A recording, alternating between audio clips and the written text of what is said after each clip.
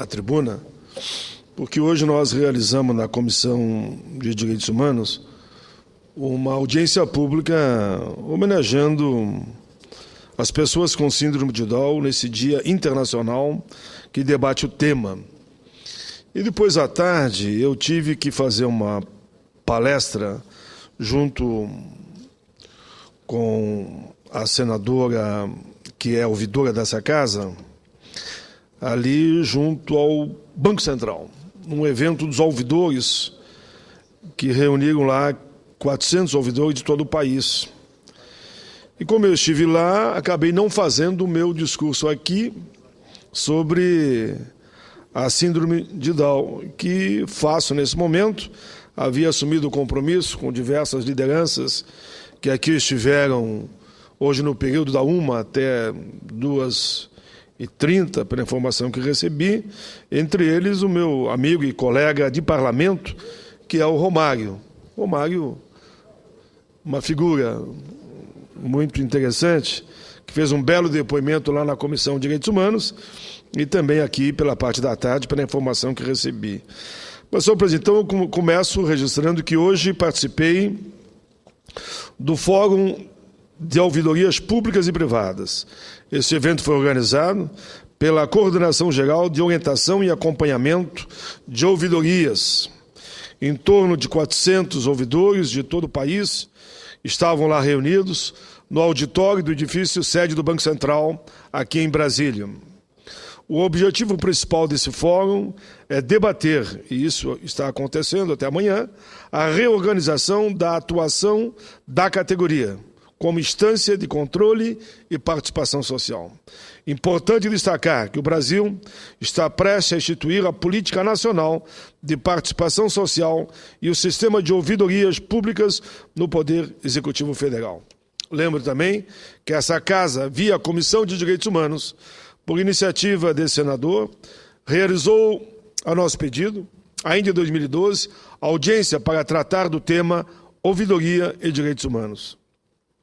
Senhor presidente, as ouvidorias públicas exercem papel importantíssimo na relação entre o povo e o Estado. A senadora Lúcia Havana destacou muito esse tema lá quando falou em nome da ouvidoria da casa.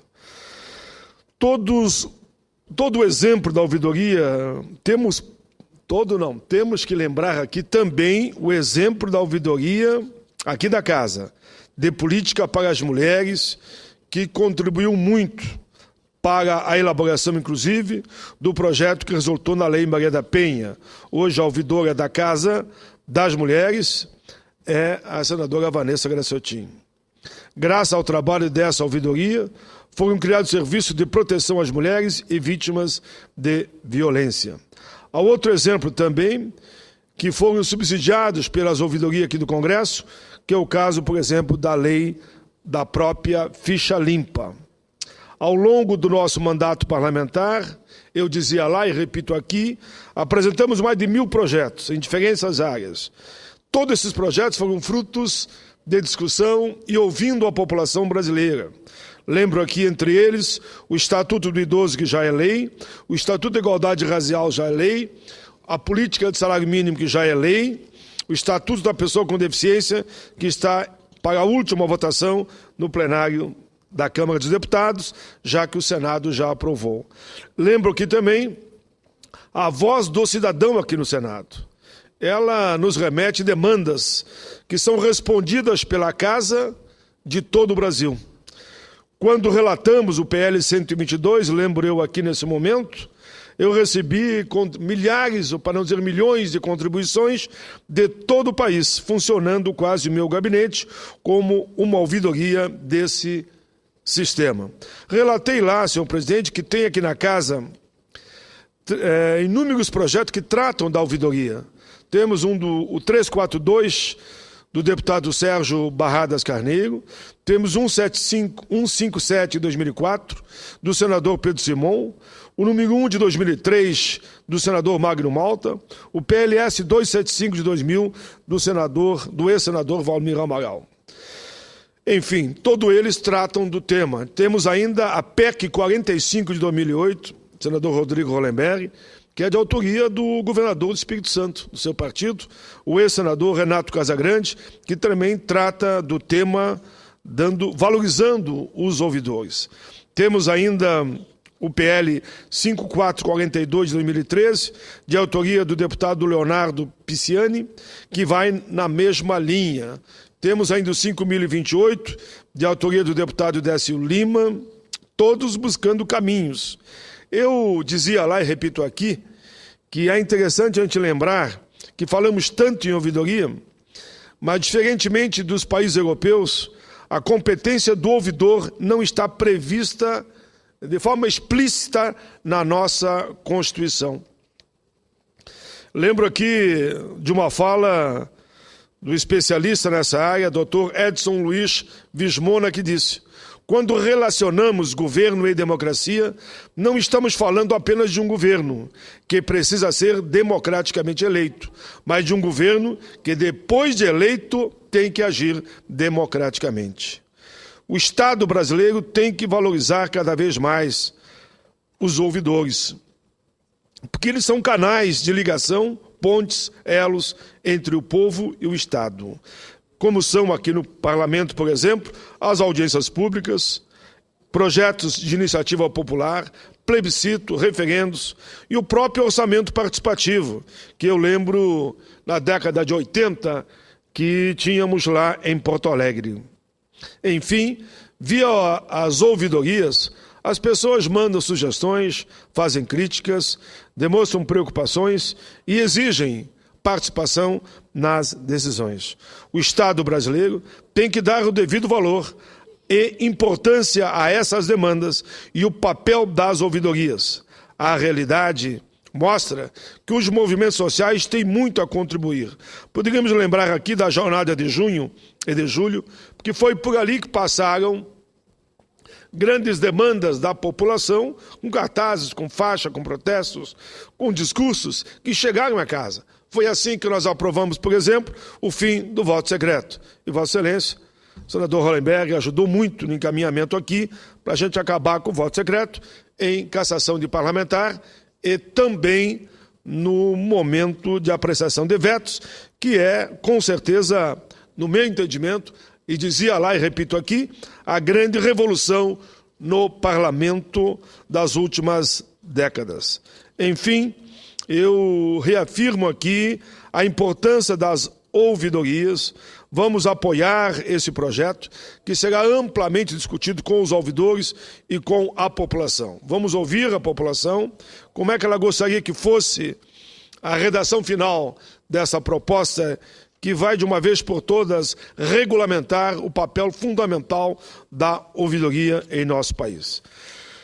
Fazendo esse registro, senhor presidente, eu agora vou fazer aqui o que eu tinha que fazer hoje à tarde, mas não fiz porque estava lá nessa palestra, que aqui eu resumi nesse momento, sobre a sessão de hoje sobre o Dia Internacional da Síndrome de Down.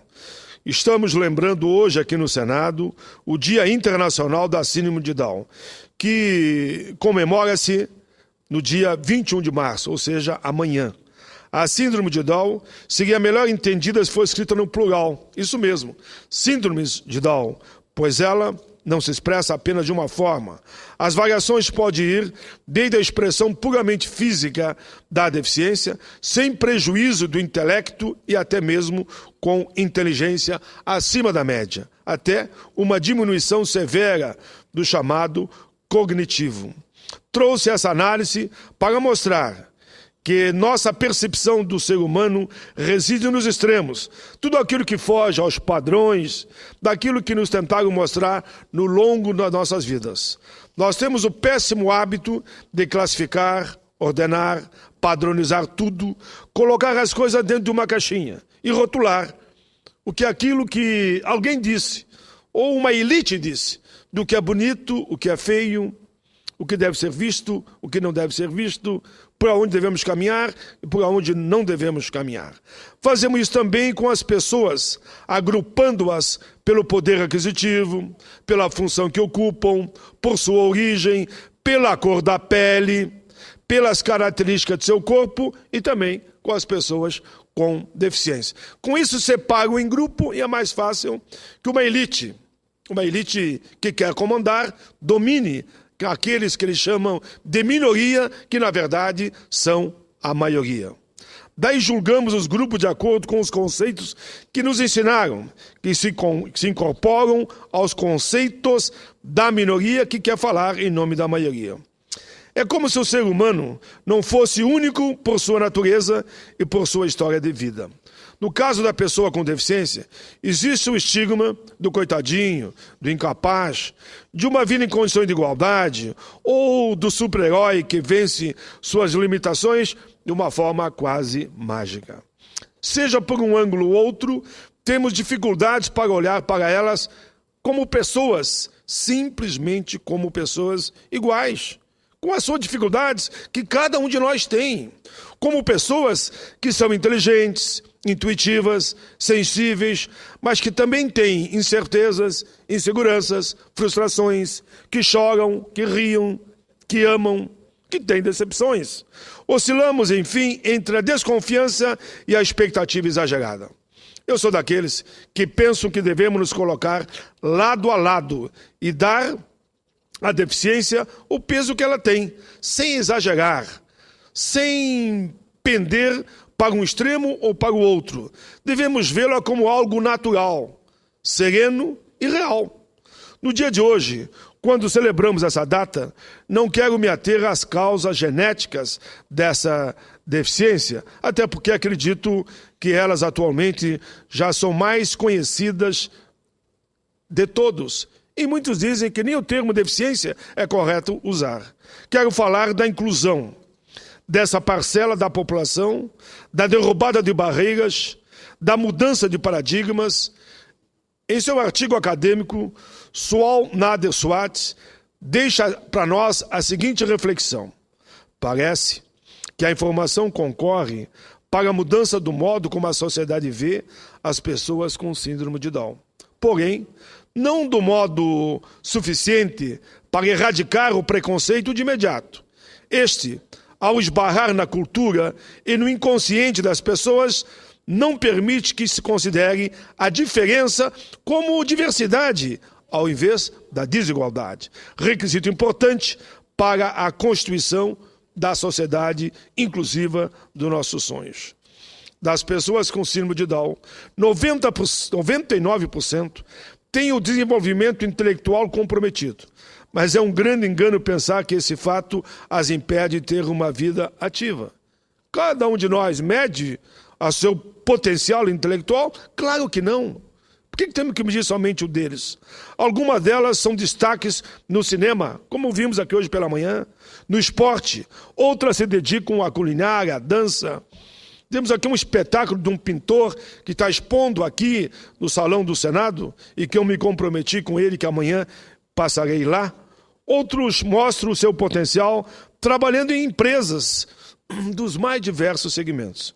Porém, recente pesquisa da consultoria aqui do Senado revela que entre as pessoas com deficiência que são contratadas, apenas 4,8% fazem parte do grupo de pessoas com deficiência múltipla e intelectual. Esse percentual baixíssimo de contratação mostra que é necessário dar maior atenção às pessoas com esse tipo de deficiência, entre os quais estão aqueles com a síndrome de Down. Precisamos aumentar esse índice de contratações. A especialista em inclusão e consultora em educação inclusiva, Marina de Silveira Rodrigues Almeida Alencar, uma série de argumentos apresentados por parte dos contratantes que ajudam a explicar esse baixo número. Não é bom para a imagem da empresa ter pessoas com deficiência. Pessoas com deficiência intelectual não se relacionam bem, chegam a dizer. Cometem demasiadamente erros, não se interagem com a equipe de empregados, abrem dificuldade de arrumar postos de trabalho onde possam desempenhar com sucesso. Não são competitivos e atrapalham a produção dos resultados da empresa. Vejam bem a gravidade dessa discriminação, que, segundo a especialista, ela ouviu de alguns empresários. Notamos, então, aqui, que essas observações são baseadas somente em mitos e em preconceitos em relação a pessoa com deficiência intelectual como alguém desprovido de maturidade, autonomia e independência. Num panorama geral, o processo de exclusão historicamente imposto às pessoas com deficiência deve ser superado por intermédio de implementação de políticas inclusivas, ações afirmativas e pela conscientização da sociedade acerca do potencial dessas pessoas. Eu sempre digo que cada um de nós tem a sua deficiência. Eu, por exemplo, com a idade que estou, para mim ler só usando óculos. Não deixa de ser uma deficiência. Eu, com a idade que eu estou, já tenho que tomar um remédiozinho para a pressão. Com o processo de inclusão, todos acabam ganhando. Essa é a grande verdade. A inclusão, todos ganham. Ganha a pessoa contratada, uma vez que o trabalho melhora a sua autoestima, a independência, a autoconfiança, a valorização de si mesmo e a percepção da sua capacidade laborativa. Ganha a família, pois a qualidade da vida dessas pessoas melhora. As empresas que contratam essas pessoas também ganham, pois sabe-se que as relações entre o staff de empregados da empresa melhora sensivelmente quando a diversidade é incorporada na política da empresa. Os outros trabalhadores também percebem. Essa empresa é sensível. Essa empresa tem responsabilidade com o social. Essa empresa tem uma política de diversidade, de inclusão, de participação, só valoriza a empresa. Pobre daquela empresa, embora rica financeiramente, que não tem a capacidade intelectual de entender que tem que cumprir, sim, a política de cota e tem que contratar pessoas com deficiência. Essa empresa é pobre. É pobre porque não tem responsabilidade social. As relações ficam mais humanas. A solidariedade entre os trabalhadores e o próprio empregador ganha espaço à percepção de que o lucro não é tudo e contribui, com certeza, para a boa imagem da empresa, tanto no meio social quanto ao seu quadro funcional. Senhor presidente, creio, aqui eu termino, que essa é uma boa reflexão para se fazer no Dia Internacional da Síndrome de Down com relação ao incluir, ao participar, ao permitir que todos tenham oportunidade. Hoje um dos doutores que falou na Comissão de Direitos Humanos, doutor Zen, ele disse que a palavra-chave para as pessoas com deficiência é só uma: oportunidade. Elas só querem oportunidade. Ele chegou a dizer, e ele que é especialista, é sociólogo, é psicólogo, eu diria que é um grande doutor no campo das pessoas com deficiência. Ele diz que até discorda daquela frase tão conhecida, que querer é poder. Ele querer pode ser poder, desde que a pessoa tenha oportunidade. Agora, se não der nenhuma oportunidade para ela, como é que ela vai mostrar todo o potencial que ela pode desenvolver? Que esse dia seja celebrado com reflexões e ações inclusivas. O dia de hoje e o dia de amanhã, porque amanhã, 21 de março, é o Dia Internacional da Síndrome de Down. É isso, senhor presidente. Muito obrigado, a gentileza de Vossa Excelência, de retornar, que estava atendendo um grupo de pessoas que eu sei, na sala ao lado, para que eu pudesse fazer o pronunciamento. Obrigado, senador Rodrigo Hollenberg. Muito obrigado, senador.